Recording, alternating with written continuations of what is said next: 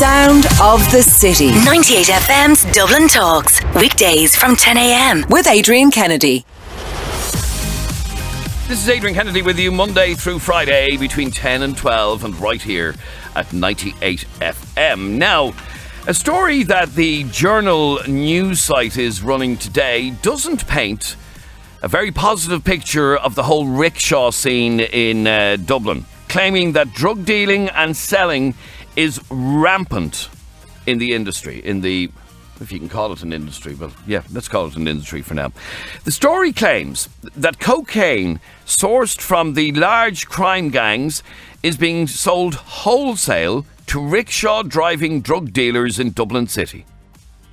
In other words, they're basically the distribution network for cocaine in town. It's also being claimed that one particular person is being investigated for alleged involvement in directing the business among some rickshaw drivers.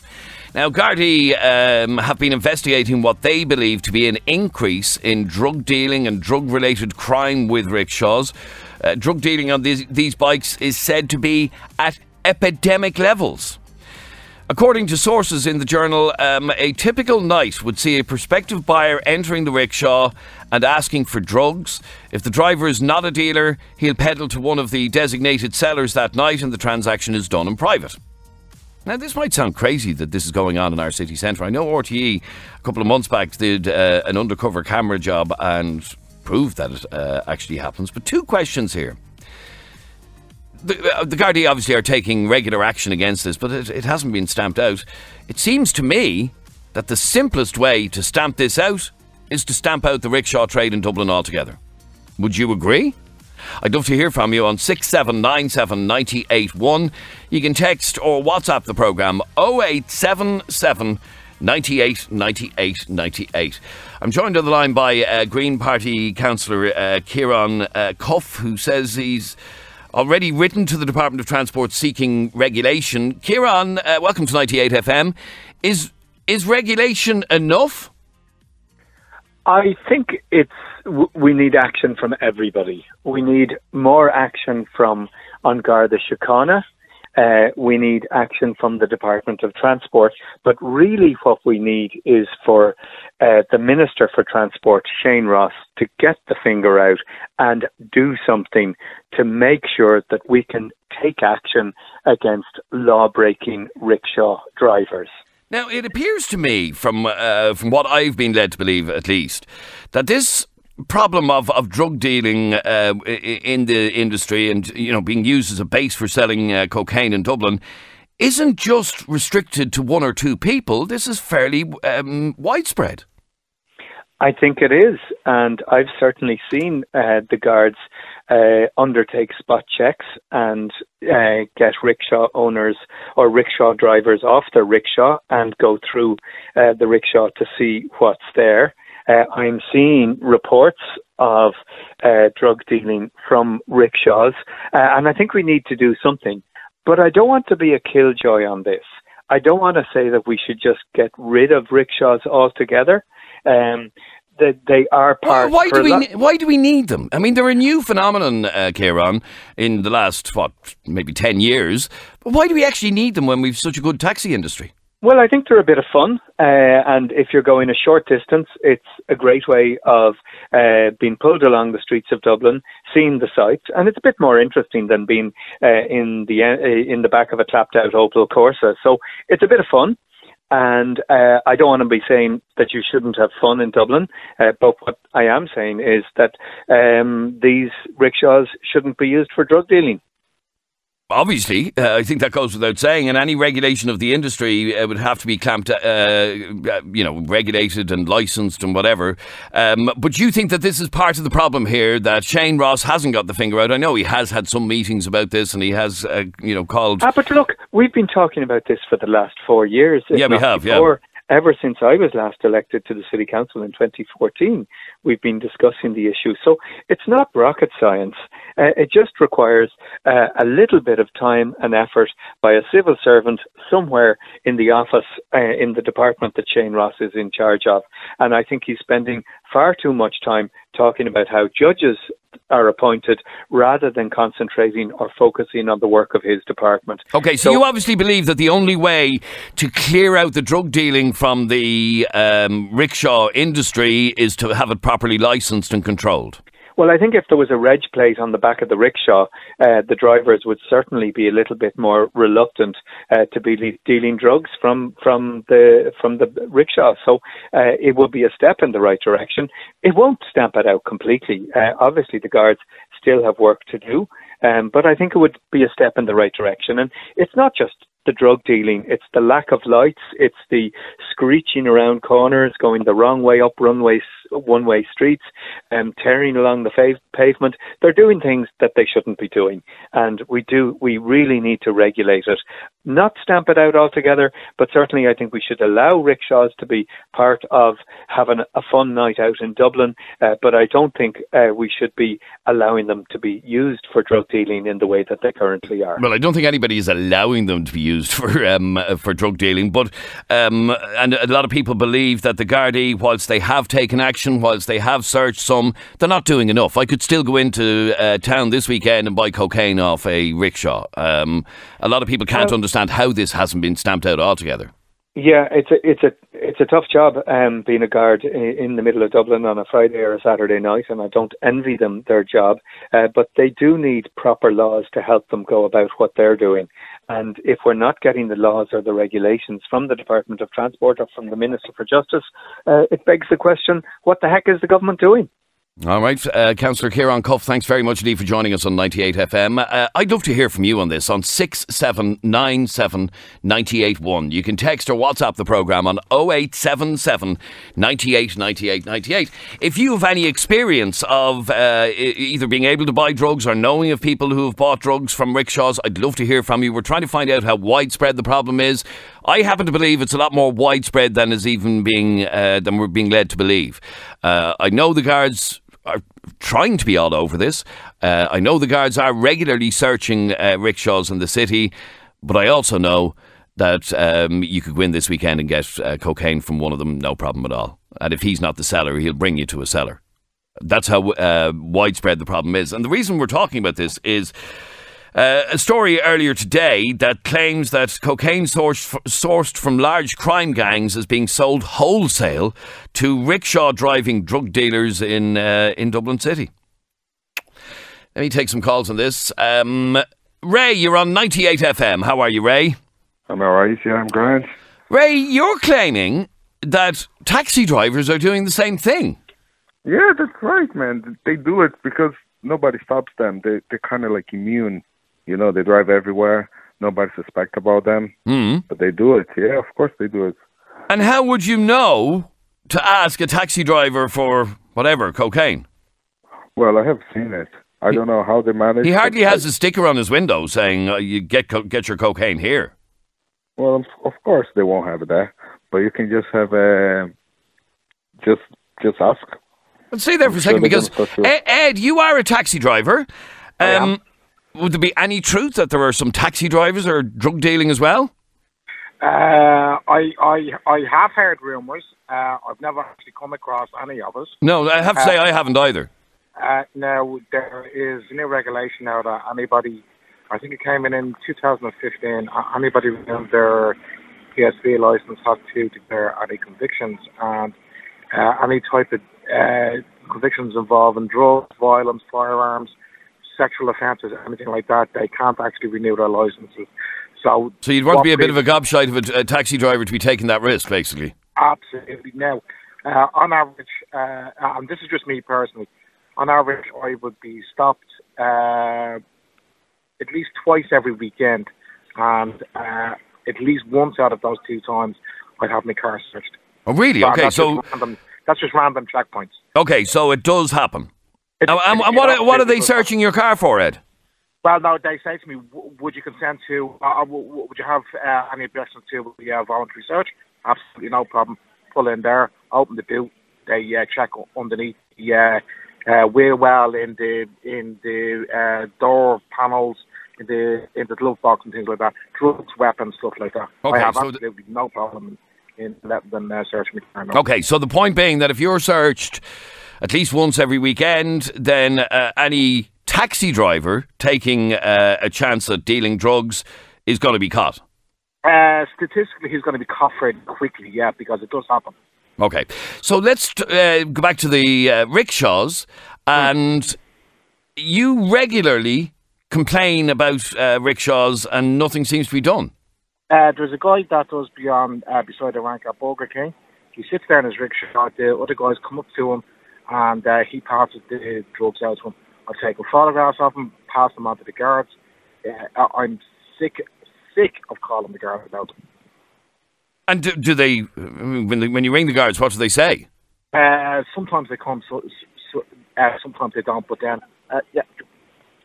but then I'd have to go, so I wouldn't know whether or not they would come. Right. Okay. Yeah. But you don't think? What you're saying is, the same group are at the same location every single weekend, and nothing seems to be done. Yeah, absolutely. Yeah, absolutely. Yeah. Ed, how widespread do you think this is? Is it a couple of rickshaw drivers, or is it many of them? In my experience, it's actually quite a few. I'd say at least 50% of them. Really, that much? At least 50% of them, yeah. Wow, that's some statistic. All right, 50%, says Ed, of our rickshaws in Dublin are drug dealers. You can go to they're your go-to guy if you want a bit of coke in Dublin. Not that I'm advertising the fact. I'm asking whether or not we should just get rid of this business altogether. It's too seedy. It's too messy. It's bringing a bad reputation to Dublin, especially when you're talking about open drug dealing. Mick, you think we should all just mind our own business? I fail to see the problem, Adrian. I'll tell you what. You know what? Actually, I'll change my tune. Let's get rid of all the rickshaw drivers, okay? Now let's close all the pubs. Now let's close all the clubs and anywhere else that sells drugs. Because realistically, you don't have to go to a rickshaw. Okay, pubs and clubs don't sell drugs, okay? No, but it is openly sold in the bathrooms. It's openly sold on the dance floors. So what do we do? Close everything down now? At the end of the day, it is your choice to walk up to a rickshaw driver or just ignore them. You know what I mean? So, I don't see how this is a major effect on society. So what, we should just leave them sell their drugs and mind our own business? Yeah, pretty much. It doesn't affect you if you don't buy it. No, it doesn't affect me because I'm not in town late at night at the weekends very much, and when I am, I don't use rickshaws generally. So you reckon just leave them at it? Yeah, because Adrian, let's be honest, it affects a small percentage of the country, and they got to do it. So what? If they're not getting it out to rickshaw drivers, they're going to get it on the dance floors, or they're going to get it in the toilets of clubs and pubs. Okay, but here is one place that we, this is one industry that we know, and the quote from earlier on was that large crime gangs are selling cocaine wholesale to the rickshaw driving drug dealers in Dublin. Adrian, I wouldn't be surprised if every second rickshaw driver in Dublin is selling drugs. But I can guarantee you can get drugs in every single club and pub on the bathroom. I know, but this is one way in which we know we can clamp down on it. Yeah, but again, you're still specifying to rickshaws. You can still specify that to clubs and pubs. Because at the end of the day, where there's drink involved, there is always drugs involved. So it's not just one industry you're talking about. You're talking about rickshaws, but you should also be talking about clubs and pubs. Okay, do me a favour. They're both tied in together. Okay, do me a favour, Mick, and stay on the line there for 1 second if you can, please. Our telephone number is 6797981. You can text or WhatsApp the programme 0877 98 98 98. One of our taxi drivers claims or believes that up to 50% of rickshaws in Dublin are now drug-dealing rickshaws. Mick says we should all mind our own business and sure, leave them at it. I'd love to hear from you on this on 67979 981. You can text or WhatsApp the programme to 0877 98 98 98. And one of our listeners says, going after rickshaw drivers is a lazy way for the guards and the city council to pat themselves on the back. In reality, these drivers are primarily low-level players in the drugs black market. Going after the bigger suppliers is the only way to change anything. Rickshaw drivers haven't had any impact on the quantity of drugs people are using. These are another tool the gangs are using and will be easily replaced. Clamping down on rickshaws is an easy way to protect pretend that the problem is being tackled, but it'll make no difference to the bigger picture, says that message. Let me go to Alan. You're on 98FM. How are you, Alan? I'm not too bad, thanks. Not too bad. I was just listening in there, and I was listening to Mick saying that you should be letting the rickshaws openly deal their drugs. He didn't say openly dealing their drugs, but he said just mind your own business and leave them at it. Yeah, I mean, drug dealing, no matter whether it's through rickshaws or any other system, is an illegal activity. And if the rickshaws are dealing drugs, they should be stopped. And if the only way of stopping them dealing the drugs is to do away with the rickshaws, so be it. But it's not only the drug dealing that's a problem within the whole rickshaw community, as you've had on the show many, many times before. They're not legal in any aspect. They're not tax compliant. They're not vetted. They're not regulated. They're not insured. There's nothing legal about rickshaws. At this moment, there isn't. Yes, and that's why it is actually relatively easy for some of these rickshaw guys to deal drugs, because there's no comeback on them, because they've no badges, they've no nothing. Yeah, now I know Minister Ross has said before, there's an option of possibly, regulating them, but that was thrown out the window because there's too much involved, and there is too much involved. Because what, rickshaw driving person that, to quote unquote, does a kind of part-time, a couple of evenings during the week to earn a bit of pocket money, is going to go to the hassle of paying insurance, getting licensed, being tax compliant, everything that's involved with every other transport medium in the city that every other transport medium has to go to become legal. So we just take, and I'm not pinpointing any specific genre of person, but we take, for example, a Brazilian guy that's driving a rickshaw on the weekends or, at night time in the city centre, that's a student over here learning English. First of all, he's not. His visa doesn't allow him to work. So how can he comply with all the regulations if this did happen? I think if he's here on a student visa, he's allowed to work 20 hours a week. Come here, Adrian, they're working 20 hours a day. Well, they're working 20 hours a weekend. They're working 10-hour shifts. You see them there when there's a big game on or a big concert on, and they're there. A couple of weeks ago, they were outside of Euston Station at kind of 3 o'clock in the afternoon, when all the people were coming down on the trains to go to the park, and they're spinning them up and down to the park. And they were still out there at 3 o'clock in the morning when they're in the city centre, doing the Harcourt Street run. So as long as the walk is there, these guys will walk. And I have spoken to a lot of rickshaw drivers, and not only rickshaw drivers, but Brazilian nationals in the last couple of years since they've got really big over here. And the majority of them don't study English. They're used to studying English as a way to get here, and they don't go to class. Okay, so they come in on a student visa and end up basically doing this and drug dealing as well in some cases.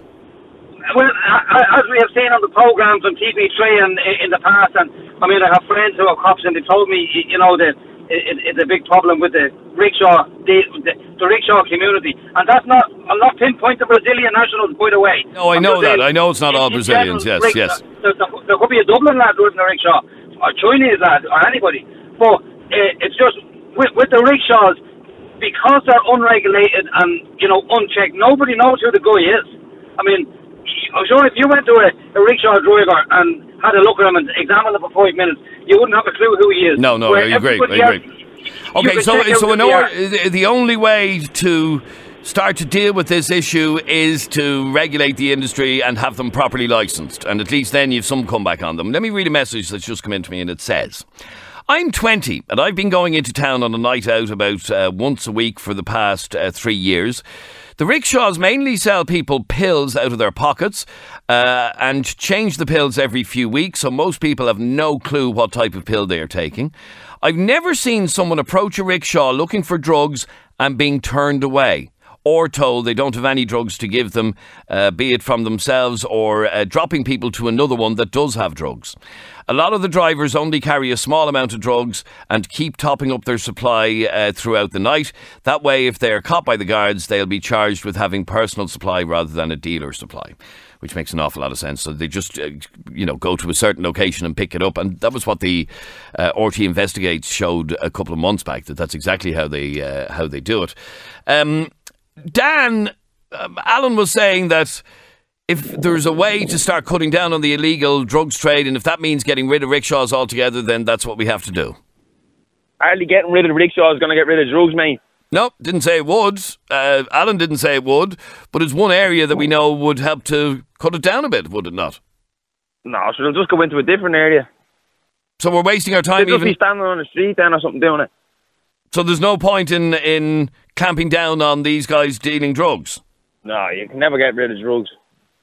There you are, Alan. Is that to me and Dan then that sure everybody may as well just give up on clamping down on drugs and let drugs be drugs and let everybody sell drugs because do you know what they should do? They should just be like somewhere like Amsterdam and just let people make their own choices. Put the facilities there that are done in a safe manner and let them do whatever they want, but not on the streets.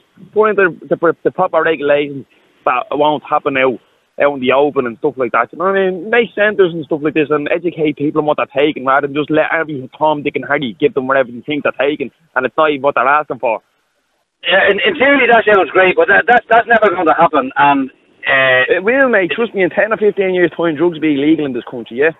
No, so you think heroin will be legal in 10 or 15 years' time? No, that won't be. There will be using centres there, but like in 10, 15 years' time, cannabis will be legal, cocaine will be legal, everything except they'll have facilities for heroin. Like, do you know what I mean? There's people from overdose and out. Do you really believe that, Dan? That in another 10 or 15 years that all Class A drugs will be legal? Of course it will. It used to be illegal to be gay in this country, mate. You can have same-sex marriage now, can't you? Yeah. Come on. It's slightly different. With gay and drugs. Now, come on, Dan. How is it? Like, I'm just saying, like, it's just that's how much society changes now, do you know what I mean?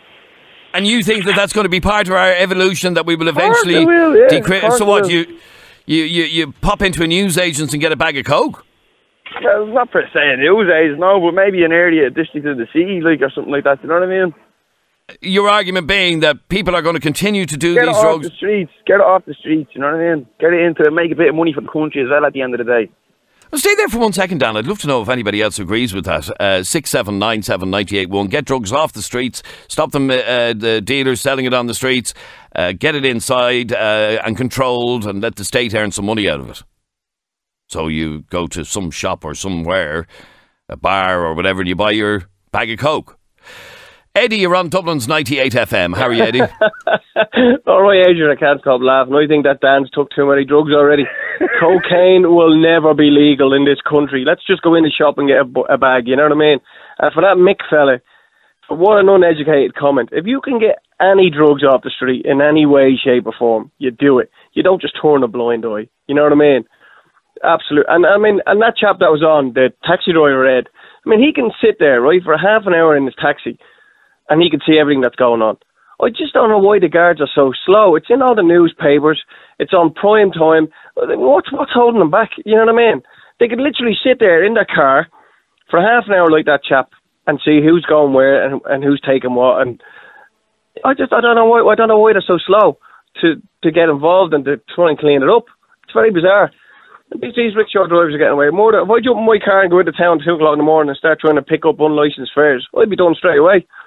Yes, you would, yeah. I just don't know what's going on. I have to say, I don't get how these guys are getting away with this so freely in the city, where there is generally a fairly heavy guarded presence in the city at the weekends. Adrian, they could go in there, 100 guards at the evening. Now, I'm not talking about in uniform, for a couple of days in a row or whatever, just in undercover and suss it all out in no time. You know what I mean?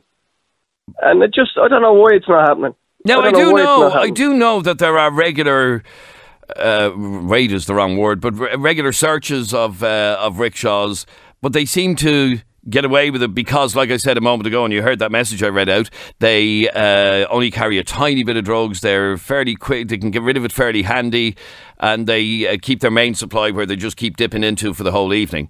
Yeah, but you have to put them under surveillance to see that when they take out, say, 10 pills at a time and they're gone, he has to go back somewhere close by to get more. You know what I mean? You have to have a bit of savvy about you to suss them out and work it all out what's going on. And they could do it. Sure, they're bloody stopping bloody assassinations every week with the cartels. Why can't he get on top of this? You know what I mean? I don't know.